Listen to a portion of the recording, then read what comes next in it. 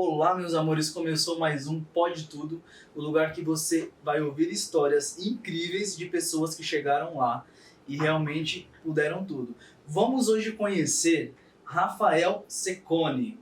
Rafa Cecconi, ele é médico, dermatologista e especialista em transplante capilar. Eu perguntei para ele o que era FUE, mas eu não sei se é assim que se pronuncia, a gente vai saber mais a respeito. Rafa, seja muito bem-vindo ao nosso Pode Tudo. Muito obrigado, Rodrigo. É um prazer inenarrável estar aqui com você e revê-lo novamente, É né? verdade. Nós temos uma amizade muito bela de muitos anos, né? Depois de tanto tempo estar aqui e Pois poder é. contar um pouquinho de todas essas novidades que eu trago é uma honra muito grande. Muito obrigado pelo convite. Imagina, a honra é toda minha. Tava com saudade já. Gente, eu queria começar perguntando para você, Dr. Rafael, sobre por que você seguiu a área de transplante capilar, tá? Porque você poderia ter várias vertentes, né? Quem faz medicina hoje vai para várias áreas e tal. E por que transplante capilar? Essa é uma pergunta muito interessante, né, meu amigo? Porque durante muito tempo, né, dentro da dermatologia, a procura pela estética ela sempre foi algo muito valorizado. Durante um tempo, né, de especialização que eu estive no Canadá, na Turquia, viajando outros países, eu comecei a perceber a procura, né, por essa área. Então não era só uma procura normal, corriqueira das pessoas por um procedimento estético, um botox, um preenchimento, algo totalmente, né, que se tornou algo comum. Sim. Mas era algo que não se fazia só uma transformação, mas se realizava sonhos. Sim. Então você via, né, a procura pelas pessoas, e a gente vai poder, se a gente tiver a oportunidade de falar, né, principalmente nós homens, né, essa procura, essa realização desse sonho. Então a procura, né, pelos homens hoje, que representam quase 90% do público dentro do transplante, né, é muito mais por um problema. Então a pessoa se identifica com um problema, se identifica dentro de uma situação, ela se sente muitas vezes envergonhada, ela usa boné, ela tenta afugentar todas as situações, então ela não quer ser vista em público, ela não quer que as pessoas vejam quando ela está evoluindo, né, num processo totalmente comum, totalmente normal, que é a calvície, né? Mas hoje essa busca pela perfeição, essa busca né, pela beleza fez com que os homens acabassem se desvalorizando, né? Acabaram ficando num segundo plano, com medo e se sentindo um tanto quanto depressivo nesse ponto. Então eu identifiquei todas essas variáveis, né? Até porque eu passei por isso. Eu sou exemplo vivo, saber, né? Exatamente. Eu sou exemplo vivo disso. Você Sim. me conheceu no momento, né? Não só pelo trabalho, mas pela própria genética. Meu pai, meus irmãos sofrem com a calvície. É um processo e um processo crônico, né? Então eu tive calvície, eu tinha perda de cabelo muito intensa. Então eu comecei a unir essas duas coisas. O que eu via desse público, essa vontade em realizar, em transformar essa procura por uma situação que entristecia as pessoas em algo positivo, e ao mesmo tempo algo que eu sofria. Então alinhando essas duas coisas me fez decidir encaminhar em torno do transplante capilar. Isso é uma coisa muito positiva. Olha hoje, né? só, acredite, ele não tinha cabelo e hoje ele tem cabelo, olha aí, a prova viva Exatamente. disso daí. Muito legal. E há quanto tempo você acredita que começou a crescer essa busca no Brasil pelo transplante capilar? Quando você começou a perceber isso? No Brasil, a gente teve um boom muito grande nos últimos anos, né? O transplante capilar, ele é algo antigo, né? Em outros países, por exemplo, na Turquia, né? A Turquia é Porque é referência, não é? Porque é referência em transplante capilar, existem centenas de clínicas de transplante capilar, né? Eles não são os pioneiros, mas eles são um país assim que hoje a grande maioria das pessoas coloca como país, né, de primeira linha. Então a grande maioria das pessoas no primeiro momento, tendo em vista que no Brasil o preço era muito alto, não eram todos os médicos que dispunham, né, não só da parte de equipamento, mas da equipe, né? Se necessita de uma equipe muito grande para você fazer transplante, então você precisa de uma equipe não só preparada, mas do número de profissionais também você precisa de um um Não grande sabia. número, né, de profissionais. É. E o tempo que se faz essa cirurgia, eu diria que nos últimos anos, nos últimos 5 anos, se teve um boom muito grande. Então, em Tá. São Paulo, nós tivemos esse boom muito grande e aí esse boom começou a se espalhar por outras capitais do Brasil e isso foi aflorando em outras cidades menores, né?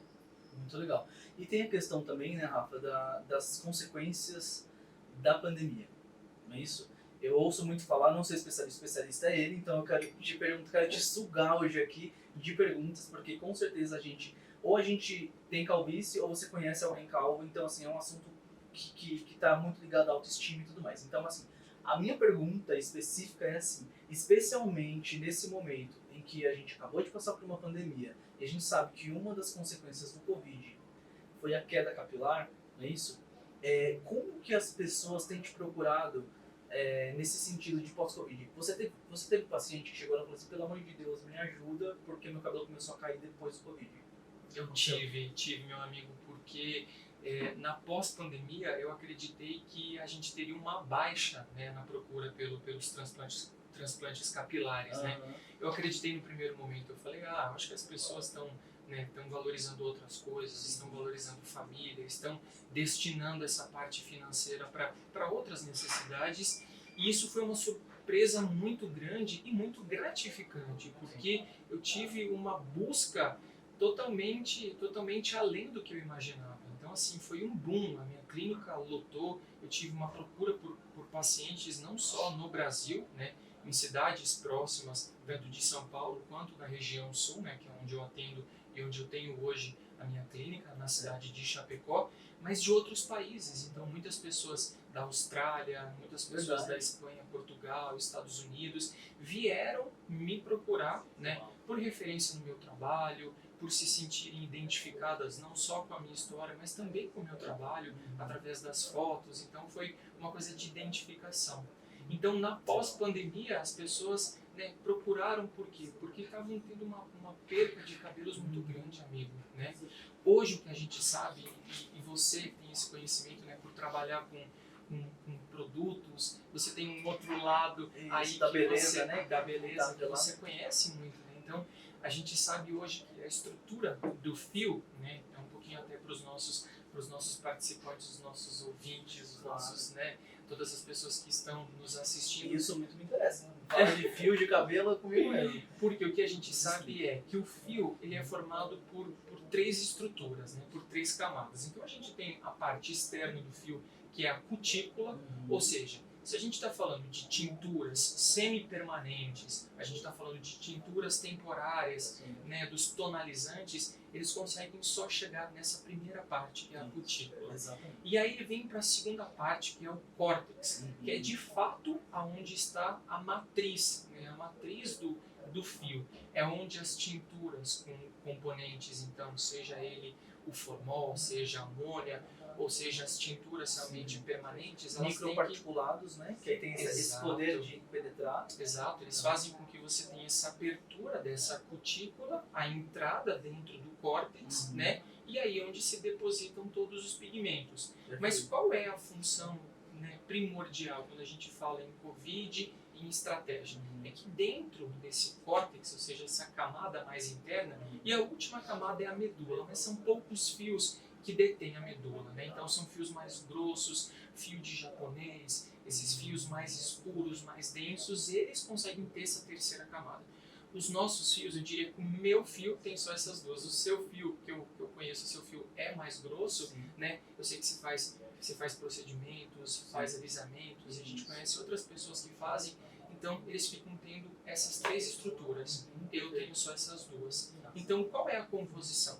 A gente fala que a composição do fio é 90% proteína, 90% queratina. Exato. Então, quando a pessoa passou pelo Covid, passou por uma, né, ela ficou fraca, ela ficou doente, ela emagreceu, ela teve queda de cabelo, porque o Covid conseguiu fazer com que toda essa massa de proteína, então não só todo aquele cansaço que você sentiu no seu corpo, também refletiu no seu fio, na sua estrutura capilar, porque você teve uma diminuição de proteína. De produção de queratina, no caso. Exatamente. Então a queratina sendo uma proteína, você essa diminuição levou à queda do fio. Olha aí, gente, o cabelo também cansa, viu? Ó, não é só você que Exatamente. tava cansado, seu cabelo também. Agora, Rafa, muito legal essa história toda e a sua área é incrível porque tem a ver com transformação, que você veio falando no início, não é? Como que as pessoas saem do pós-cirúrgico, especialmente depois que começam a nascer os primeiros fios? Você já pegou alguém que chegou lá agradecendo muito, chorando, porque mudou a vida da pessoa? É um trabalho muito gratificante, Rô, porque o transplante capilar, eu sempre falo para todos os meus pacientes, necessita tempo, necessita paciência. Eu acho que essa é a maior virtude que a gente, né, tem, e ao mesmo tempo eu tenho que ter para poder passar isso para o paciente, né? Ou para qualquer pessoa, qualquer paciente de forma geral, não só o paciente do transplante capilar, mas para você que é meu amigo, que me procura falando: Rafa, meu cabelo está caindo, o que eu faço? Eu falo: calma, vamos analisar e a gente vai trabalhar em cima disso. Sim. O paciente do transplante capilar, ele é um paciente um pouco mais imediatista, ele quer o resultado para ontem. Sim. Então a primeira coisa e a mais difícil de se trabalhar com qualquer resultado é o tempo necessário para que isso aconteça. Trabalhar o psicológico desse paciente, né? E esse tempo ele é longo, né? O tempo do transplante são 12 meses. O resultado ele começa, né? Ele vai passando por etapas. Então no primeiro mês você tem a queda de todos os fios, né? A raiz está lá, ela está lá dentro, ela tá germinando, ela está nascendo, ela está fortificando, mas o fio ele cai. Peraí, calma. Isso é importante. Para tudo, você chega numa clínica de transplante capilar para a pessoa colocar cabelo e você faz o cabelo cair, é isso mesmo? Exatamente. Você não tem medo de ser preso, não? Conta pra gente como que é esse processo. É super importante, eu não sabia, por exemplo. Então quer dizer, para o cabelo nascer primeiro tem que cair o antigo. Exato. O que acontece? Né? Dentro da cirurgia, é uma cirurgia muito longa, né? A gente fala de 9, 10 horas de procedimento, uma equipe de 7, 8 profissionais envolvidos, né? Eu tenho que estar a todo instante, né, analisando, participando, né, acalmando. Tem pacientes que ficam um pouco mais ansiosos, então a gente acaba fazendo uma sedação, não sente dor alguma, a gente trabalha com anestesia local, né? Então, o paciente não sente dor alguma, é um procedimento feito dentro de clínica, a gente fala um procedimento ambulatorial, é um procedimento totalmente comum, né? É um procedimento razoavelmente simples, claro, se precisa ter exames, uma preparação, um pré-operatório totalmente decente, você tem que analisar se o paciente tem alguma doença, se tem pressão alta, diabetes, se tem alguma complicação que vai interferir. Como qualquer outra cirurgia, né? Mas depois que a gente passa por isso, que o paciente realmente, né, passou por todas essas etapas, nós avaliamos e ele vai realmente operar, né? E ele, depois do procedimento em si, ele precisa de todo esse tempo. Então, são fases. Então, no primeiro momento, o primeiro mês, é onde vai acontecer a formação das crostas, né? Vão se formar como se fosse uma cicatrização de uma ferida. Então, vai ficar umas crostas, né? E aí, a primeira pergunta que ele manda mensagem para mim é: doutor, tá formando crostas, o que está acontecendo comigo? Porque eu tô ficando feio, não tô ficando bonito. Tipo, Essa tô virando primeira... um peixe, né? Exatamente. Como se fossem umas escamas, né? Eu vi no seu Instagram umas fotos. Então, assim, o cabelo parece, assim, essas crostas começam a se separar, parece um caminho, realmente, parece uma estrutura geográfica. Por quê? Começa a se formar um processo de cicatrização normal dentro de um procedimento. Isso o cabelo já caiu? O cabelo não caiu nessa primeira etapa. Nessa primeira etapa é só a cicatrização. Então, entre o primeiro mês e o segundo mês, a gente tem a queda do fio. Ou seja, quando a gente faz a retirada da estrutura, nós retiramos da região de trás, e a gente fala região occipital, e essa região lateral, né? Então, nós retiramos esse fio, que ele não passa pelo processo, né, pela recepção do hormônio, da testosterona, né? Isso dentro da fisiologia, o que a gente entende, né? Nós temos receptores no nosso organismo e no nosso couro cabeludo. Nós temos receptores para testosterona na região frontal, na região média e na região de coroa. Mas nós não temos receptores na região de trás e na região lateral. Por isso que você vai conversar com seu avô, com o meu pai, que tem 60, 70 anos, e eles já perderam todos os fios na região de cima, mas não perderam na região de trás do lado. A famosa tira do boné. O que isso significa? Significa que no nosso organismo a gente está recebendo testosterona a todo instante e essa testosterona ela passa por um processo de conversão de testosterona em dihidrotestosterona, que é um outro hormônio. A testosterona é a vilã? Não, a testosterona não é a vilã. Quem é a vilã dessa história é a dihidrotestosterona, que faz a queda do cabelo. Né? E essa mesma dihidrotestosterona ela vai agir lá na próstata, fazendo com que a próstata cresça. Então, pensando nisso, depois de muito tempo, de muito estudo, os médicos conseguiram identificar que o mesmo medicamento que agia lá na próstata para não ter o crescimento, ou seja, impedir a conversão da testosterona em dihidrotestosterona, agia também para não converter esse mesmo hormônio no couro cabeludo, impedindo a queda. Então, esse mesmo remédio que é utilizado para a próstata, a finasterida ou a dutasterida, é o mesmo medicamento que a gente utiliza para impedir que o fio caia. Então, a medicina... Eu vou assistir de novo daqui a pouco só para lembrar esse nome, dihidrotestosterona. É uma coisa muito positiva. Muito curioso. Então, gente, olha só, não é à toa que os cabelinhos então aqui dessa região e de trás eles permanecem. E tem tendência a cair cabelo, a queda é em cima, então é por conta disso, essa dihidrotestosterona. Se tiver alguma advogada aqui nos assistindo, manda prender essa sem vergonha dessa dihidrotestosterona. Mas tem solução, né? Tem uma Rafa aqui para solucionar tudo isso. Rafa, queria que, pra gente não fechar o assunto no total, mas meio que fechar esse assunto mais técnico, pra gente falar daqui a pouco de um assunto um pouquinho mais leve sobre a sua vida, eu quero saber algumas curiosidades. Eu queria que você explicasse o que é essa técnica FUE. Que eu chamei de FUE. A gente pode chamar, né, ou a gente pode chamar de técnica FUE ou técnica FUE, né? É uma técnica que vem do inglês que chama Follicular Unit Extraction, ou seja, é a extração de folículos individuais.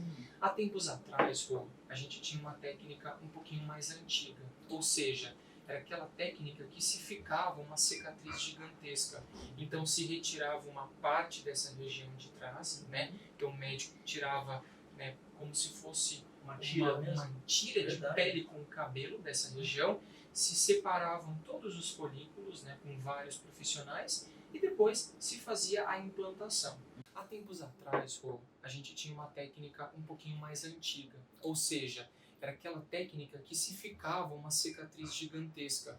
Então se retirava uma parte dessa região de trás, né? Então o médico tirava, né, como se fosse uma tira de pele com cabelo dessa região, se separavam todos os folículos, né, com vários profissionais e depois se fazia a implantação.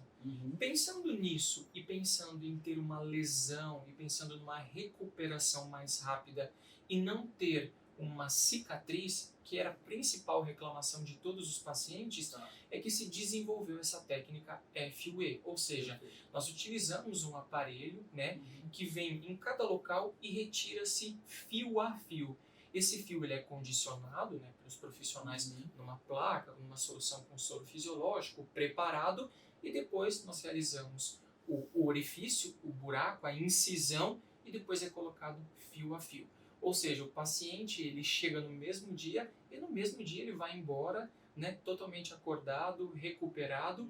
E claro, precisa ficar um tempo em recuperação, mas nem se compara com a técnica antiga, que era a técnica FUTE. E hoje, em vista dessa técnica FUE, o tempo de recuperação é menor, não há cicatriz, porque é uma recuperação completa, e o paciente no mesmo dia ele está em casa. Então, o conforto, o comodismo e a recuperação, sem sombra de dúvidas, é muito mais eficiente. Muito bem. Vamos lá, eu tô com uma pergunta aqui que mandaram para mim e eu queria te fazer. Qual que é a correlação entre os seus pacientes, entre aqueles que vão até você por uma necessidade mesmo fisiológica, vamos dizer assim, e outros que vão por pura vaidade? Sabe? Tipo assim, qual que é esse percentual? Quero que você me responda. E eu quero ler aqui uma definiçãozinha que me mandaram, de metrosexual. Não é isso? O metrosexual gosta de se vestir bem, de estar na moda, investe em vestuário, acessórios sofisticados, frequenta cabeleireiros e institutos de beleza, cuidam da pele, usam cosméticos bons, perfumes, manicure, pedicure e depilação. Pasmem. Os metrosexuais estão aumentando cada vez mais a nossa sociedade, não é isso? E eu estou diante de um metrosexual, que eu bem o conheço, e eu posso também dizer que eu sou um outro metrosexual. Era muito comum, Rafa, a gente ver há um tempo atrás, muito o público LGBT se cuidando mais, né? Aquela coisa, o gay, ele é sempre mais bonito, ele quer ir pra academia e tal. Isso mudou. Mudou no dia que eu percebi que meu pai tava depilando o peito. Eu quase caí pra trás. Isso já tem uns 4 anos. E aí, desde então, eu comecei a perceber que a mentalidade do homem hétero, né? Que assim ele se denomina, heterossexual, vem mudando também. Então eu queria te perguntar assim, você tem percebido isso? É mais hétero ou é mais gay? Vamos, polêmica, que te procura? É uma pergunta muito interessante, Rô, porque a gente está falando de um novo conceito, que é a busca pela beleza. E antigamente a gente até condicionava, era o gay, era o público LGBT que procurava muito mais, que era muito mais vaidoso, e hoje isso acabou se dissolvendo. Não existe mais essa separação. É claro que o que a gente sabe é que o público LGBT, ele tem uma predileção, ele tem uma procura muito mais pela beleza, né? Ele é mais antenado, ele está muito mais à parte, né, de todos os assuntos, dos tópicos, do que é tendência, do que não é. Então ele acaba por si só conhecendo tudo isso. Mas hoje se dissolveu um pouco mais essa correlação entre gays e héteros. Os héteros, eles estão se cuidando muito mais. Por quê? Porque o acesso se tornou mais fácil. E esse acesso se tornou mais fácil tanto para o público LGBT, tanto ao público hétero, quanto para mulheres, quanto para... Né, hoje a internet conseguiu dar acesso a tudo isso. Então a gente tem uma facilidade, né, nesse quesito, né, na procura pela beleza. Então se a gente puder, né, separar. Hoje, o meu público que me procura, primeiro é um padrão geral. Qualquer outra clínica de transplante capilar, né, que a gente sabe é que o público masculino é o público-alvo para o transplante capilar. É predominantemente masculino. Predominantemente. Então a gente está falando de 90% homem, 10% mulher. E desses 90%, se a gente puder determinar se são público LGBT ou se são público hétero, eu diria que tem muito mais público hétero do que o público LGBT. Por quê? Porque o público hétero, agora a gente vai fazer algo que não está nos livros, mas que a vivência faz com que a gente acabe sabendo, né, amigo? Então o que acontece? O público LGBT, ele se cuida precocemente, diferentemente do público hétero, que por uma certa, não só um certo preconceito da sociedade, né, mas também da proximidade, das pessoas julgarem ele essa faz mudança com que... cultural também Exato. recente, né? Eles têm medo, né, de alguém julgá-lo, porque ele está cuidando do cabelo, ele está cuidando da pele, ele está cuidando do corpo. Então hoje se perdeu um pouco. Então a procura, né, quando a gente está chegando nesse extremo da calvície, é o público hétero. Porque o público LGBT... Ele é tardio, o hétero é tardio em se cuidar, exatamente, com a estética. A gente poderia resumi-lo assim, precocemente tardio. E como que funciona essa questão das mulheres? Bom, agora tudo para mim ficou muito mais claro quando você explica que tem muito a ver com a questão da testosterona. E obviamente a mulher não tem a testosterona, me corrija se eu estiver errado, ela tem a progesterona. Ela tem outros hormônios, né? Ela tem progesterona, androstenediona, outros hormônios e tem uma quantidade de testosterona. Sim. O que ocorre é mulheres, né, que acabam fazendo implante de chips hormonais, o famoso chip da beleza, ou que são adeptas, né, do fisiculturismo, ou não, que até por si só querem fazer um ciclo de testosterona porque elas malham, querem ganhar mais massa muscular, então elas acabam tendo, porque elas não têm esses receptores específicos para a testosterona, então elas acabam tendo uma conversão de características masculinas. Então, para nós, homens, a gente tem uma aprimoração. Então, você vai ganhar mais massa muscular, você pode ter uma quantidade maior de pelos, a sua voz pode engrossar, né? Você pode ter uma carga de energia, a própria testosterona é energia por si só. Tá. Então a mulher, ela vai ter características masculinas, ela vai ter a voz modificada, então ela vai ficar com uma voz mais grossa, ela vai ter o crescimento de alguns órgãos, né?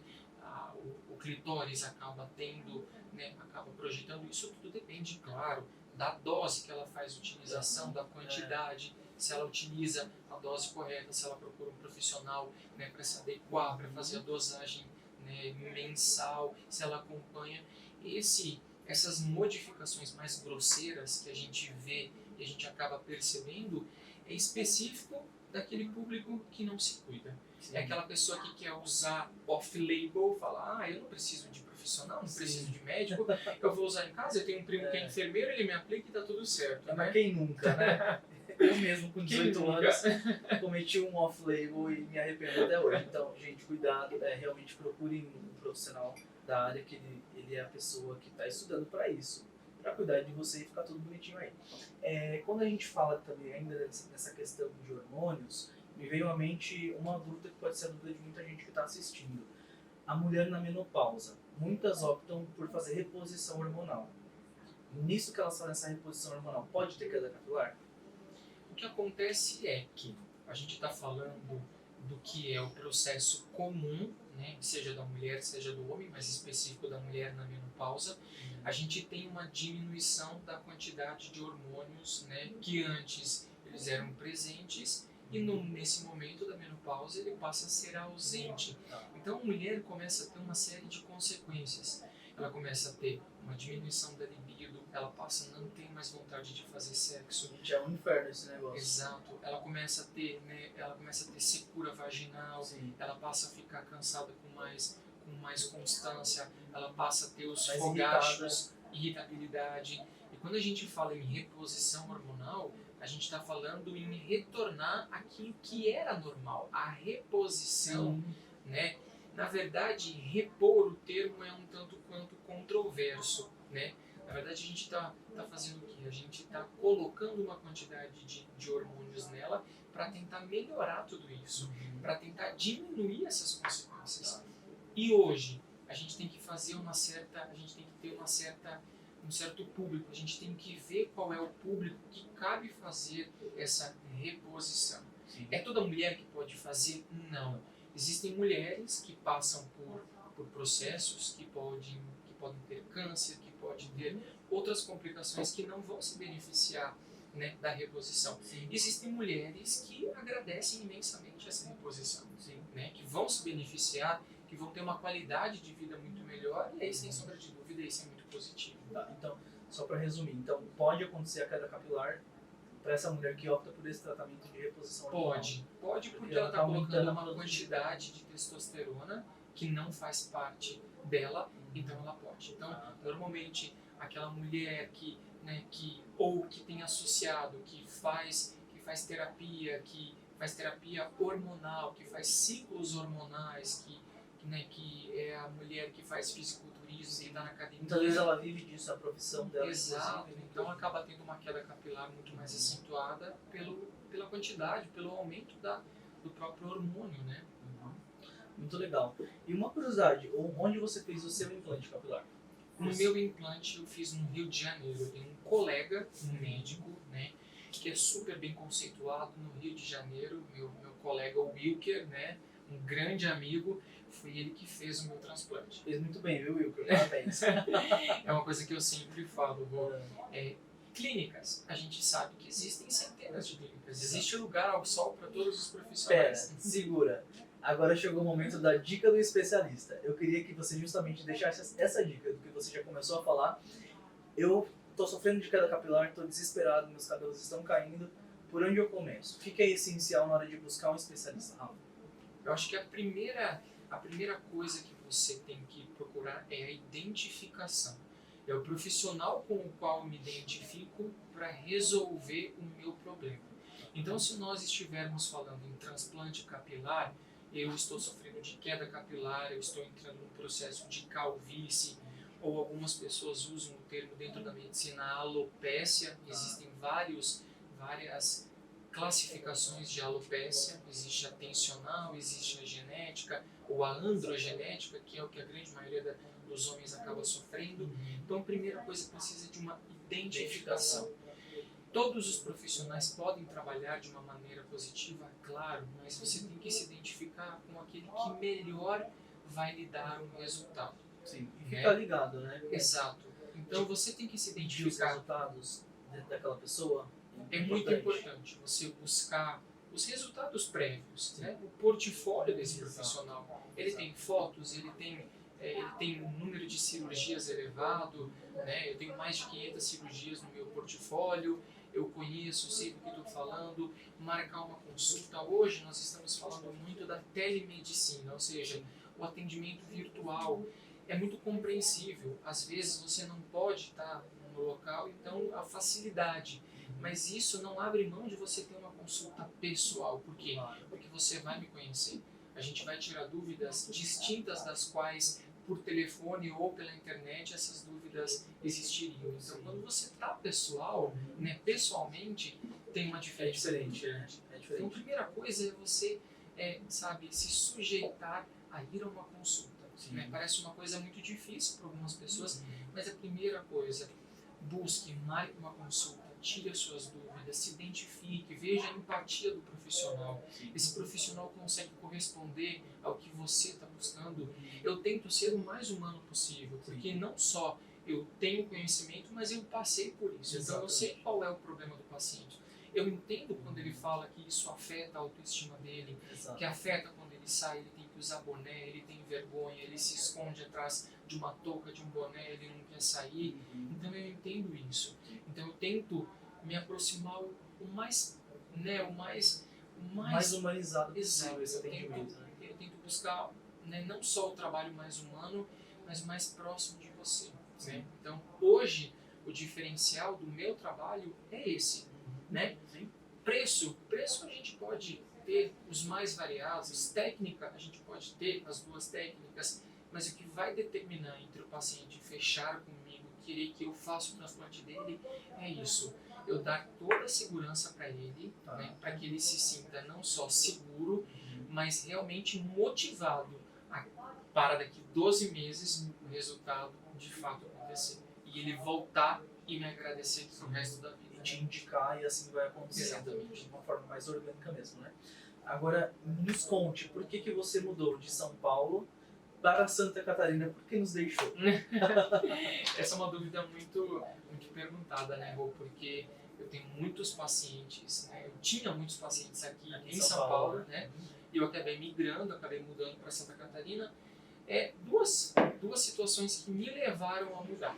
A primeira foi a necessidade pessoal de estar mais próximo dos meus pais. Eu saí de casa com 12 anos, né, Rô? Então, assim, fui estudar em colégio interno, eu fui para fora do Brasil, eu fiz faculdade, eu fiz minha especialização no Canadá, na Turquia, morei nos Estados Unidos, morei na Itália. Seus pais nem lembravam que tinha filho mais. Exatamente. Né? Eu era praticamente um turista dentro da minha casa. Né? E os meus irmãos moram todos próximos, então minha família é uma família muito unida, muito tradicional, família de italiano. Eu brinco, eu falo que a minha família fala 2 idiomas, fala português e fala gritando, né? Então, então tem isso, sabe? Então, você sentiu essa necessidade de estar eu senti. O fato de eu ter saído de casa muito cedo fez com que, nesse momento, eu sentisse essa falta.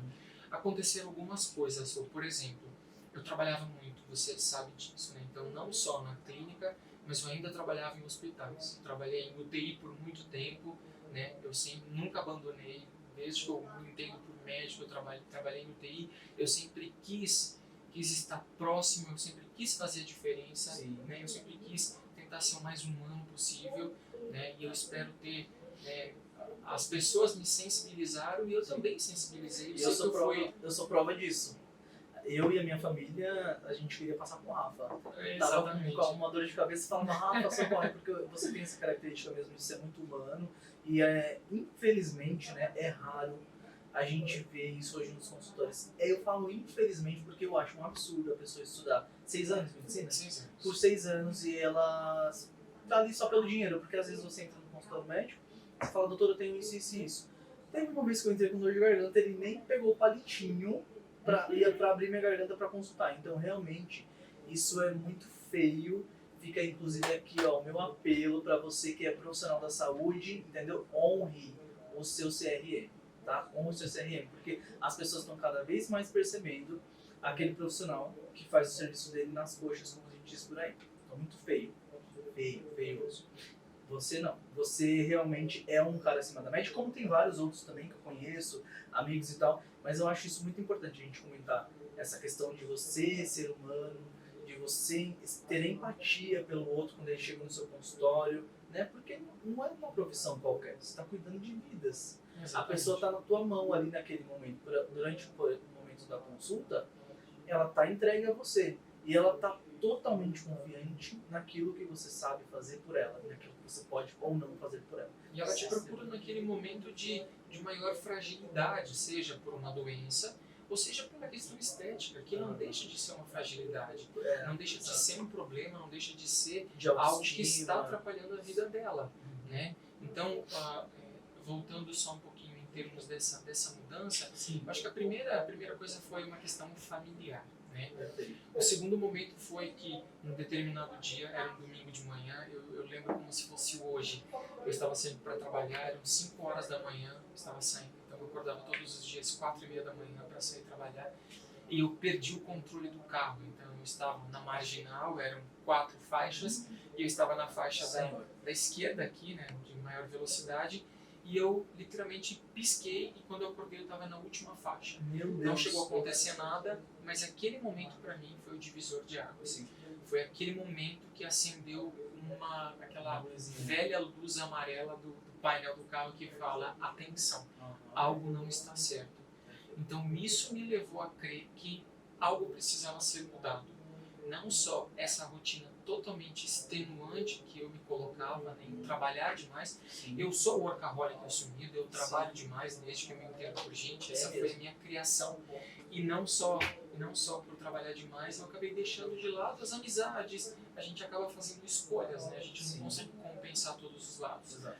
E o segundo passo mais importante era de poder levar todo o meu conhecimento de uma forma totalmente acessível a um público do qual não tinha essa acessibilidade. Na região sul, na minha cidade, Chapecó, em Santa Catarina, nós não temos nenhuma clínica de transplante capilar, né? Então eu sou o primeiro médico que realiza transplante capilar na cidade. Então eu quis poder promover tudo isso de uma maneira acessível, de uma maneira fácil, não só pela questão de preço, né? Porque isso é uma questão que a gente consegue se adaptar, mas uma questão de realmente promover, de todo o meu conhecimento chegar até você. Então, a segunda coisa que me motivou foi poder levar todo o meu conhecimento, eu ter viajado todos esses países, ter tido todo esse contato, todo esse conhecimento, essa experiência, né? E ter trabalhado por tanto tempo em São Paulo, ter trabalhado com o público A, B e C, e hoje poder levar para o Sul todo o meu conhecimento, me deixa muito grato, né? Então, É isso que eu falo, sobre gratidão, né? Exatamente. É sobre gratidão, é voltar para suas raízes, para o seu berço e falar assim: agora chegou a hora de eu agradecer, né? Exatamente. Do lugar de onde eu vim. Muito E legal. eu estou muito grato por isso, e principalmente minha família, né? Porque Imagina. minha mãe, nossa, ela tá radiante com tudo isso. Os meus pais, né, voltando para lá, eles estão muito felizes com tudo isso. E eu tô bem feliz, né? Porque a gente deixa de comer a comida, né, do cotidiano corrido e passa a comer comida de mãe. Nossa, nem fala. Isso não tem preço, né? A gente que é solteiro, que mora só, né? Essa foi uma piada sua, né? Que nós estamos solteiros, né? Foi. Fica aqui a nossa indignação, que tá difícil, né, Rodrigo? Tá difícil, galera. Olha aí, ó. Pra quem quiser entrar em contato, o número é... Daqui a pouco eu deixo o número do Rafa e o meu, que a gente tá nesse momento. Muito legal. Rafa, vamos falar de coisa séria, mais leve. Vamos tentar ser leve. A gente passou por um momento no nosso país extremamente difícil. Foi muito difícil, essa é a palavra, não tem outra palavra. Foi desumano a gente ver tudo que aconteceu com o início da Covid. E eu me lembro, nessa época a gente ainda trocava mais figurinhas. E foi justamente quando você pegou seu CRM, nessa época, né? Você já estava atuante na área hospitalar, Mas eles precisavam de profissionais. Eu lembro que você me contou que eles falaram, não, vem pra cá, te contrataram de fato. E você começou a entrar num ritmo louco, frenético de trabalho. Como que foi pra você não saber se voltaria pra casa com o vírus ou não, se estar vivo ou não, porque a gente viu muitos profissionais da saúde também que cuidavam de muitas vidas e infelizmente partiram, né? Como que foi pra você isso? Como que foi na tua cabeça? Como você administrou isso? Olha, Rô, foi o momento mais triste e mais gratificante da minha vida. É claro que a gente pode ter, a gente aprende, a gente tem exemplos, Tá falando. a gente tem exemplos, né?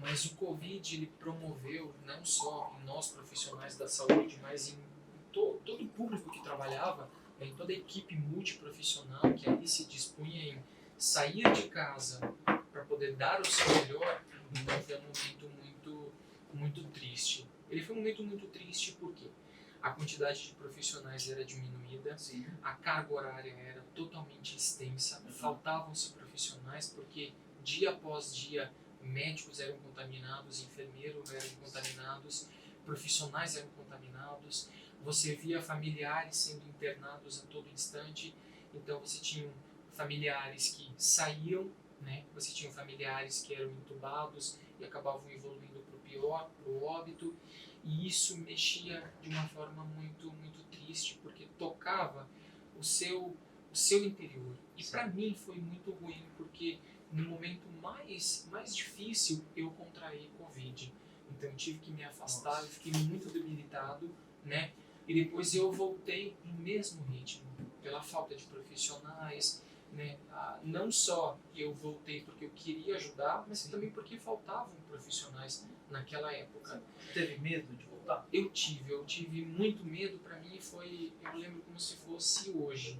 Era uma sexta-feira, eram 4 horas da tarde, tinha um dia maravilhoso lá fora, tinha um sol brilhante, radiante lá fora, e eu tava com uma tosse muito intensa. E eu falei, será que eu peguei Covid? Mas eram sintomas totalmente distintos de outros pacientes que tinham fraqueza, perda do olfato do paladar, tosse crônica, febre, e eu apenas tinha tosse.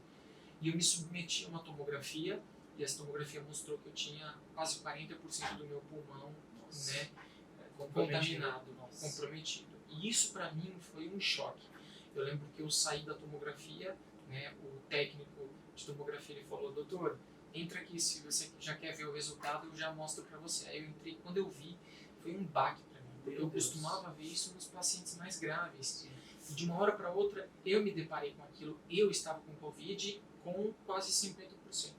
Eu me tranquei dentro do banheiro e comecei a chorar, em prantos. Aquele momento passou um filme na minha cabeça. Eu não sabia se eu ia ver meus pais, eu não sabia se eu ia ser entubado, eu não sabia como ia ser no dia de amanhã. E aí, como todo médico faz, né, a primeira coisa foi comunicar toda a equipe que eu estava com Covid, precisava me afastar. Eu comecei a me automedicar, né? Foi uma coisa um tanto quanto impulsiva da minha parte, mas foi o que realmente me ajudou. Não tem nem como te julgar, imagina. Eu segui o que de fato eu pregava, que era repouso, era restrição, era você ficar em isolamento e tomar as medicações correspondentes. E depois de 6 dias, eu falo que não só Deus, mas todo o resto, todas as energias das pessoas que dedicaram e se comprometeram a emanar essas energias boas, me fizeram eu ficar completamente sã, eu fiquei extremamente bem a ponto de voltar. E naquele ritmo frenético, eu trabalhava até 10 horas todos os dias da noite e acordava às 4 para estar pontualmente, porque a demanda era muito grande, o número de pacientes. Teve um caso de um paciente que eu lembro como se fosse até hoje. Ele era motorista da ambulância do SAMU. E todos os dias ele fazia translado, trazendo pacientes contaminados, pacientes graves que necessitavam de ambiente de terapia intensiva, de UTI. Mas ele estava exposto também, né? Estava exposto. E ele se cuidava. Todo dia ele era um cara muito sorridente. Então ele chegava, doutor, como você tá? Você tá bem?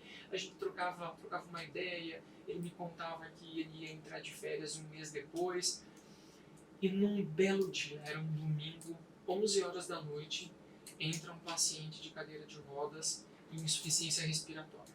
ele estava ofegante, assim, suando frio, o oxímetro no dedo dele saturando a 60, isso para um ser humano, para uma pessoa normal, é totalmente inviável, né? Sim. Significava que ele estava assim, com uma completa falta de ar, ou Me seja, fala ele que era estava o motorista. sofrendo, era o motorista da ambulância. E aquilo foi o momento mais difícil, porque ele pegou na minha mão, né? E no primeiro momento eu não o reconheci. E aí o médico, o colega que estava junto comigo, foi vê-lo e falou: "Não, Rafa, eu vou ver quem é". Chegou lá, fez o atendimento e ele só apontava assim, ó, ele só apontava para lá. Ele falava: "O que você quer?". Ele não conseguia falar, Nossa. né? E ele precisava se entubar. Vai ser o Dr. Rafael. E aí eles me chamaram e eu cheguei do lado dele. Ele me olhou e falou assim, pegou na minha mão forte, e aí naquele momento passou um filme, porque eu vi que era ele. Sim, sim, Ele pegou na minha mão e falou assim: "Não deixa eu morrer, Nossa. eu tenho filhos". Rodrigo, para mim, isso foi a coisa mais difícil da minha vida, porque eu senti a responsabilidade, né, o peso da profissão. Não era uma situação comum, porque eu já tinha passado por centenas de outras situações piores ou até mais piores, até mais delicadas.